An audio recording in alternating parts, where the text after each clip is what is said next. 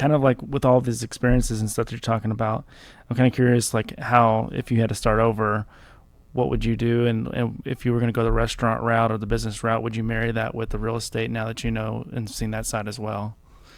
Jesse, that's the first time I've been asked that question. I wouldn't do anything differently.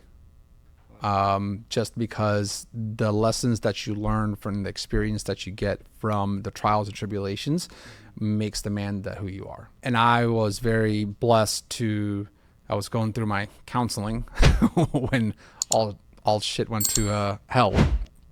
And she posed a question, which I'll never forget. And this is a really good nugget to remember, is that as we go through our career and the experience that we have, we collect certain tools in our tool belt, right? And when you get to a different part of your career, those tools are still with you, even though if you're not in that same career path or that same sector of business. And knowing that, I was like, it was like a light bulb moment for me, because the tools that I sharpened, I made, right? Let it be understanding how to do deal structures or corporate structures or fundraising or marketing. I never lost those, even though I lost a lot in the hospitality business.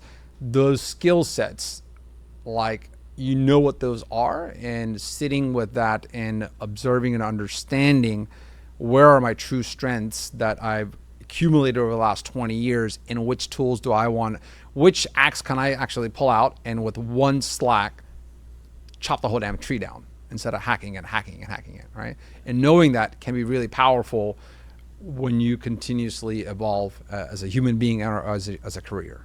I was just going to say, I like that, sticking to like appreciating your experiences and knowing that it could be different. Like, so many other different things could have happened to change to make you a different person today, and you being thankful for that is awesome to see. Yeah,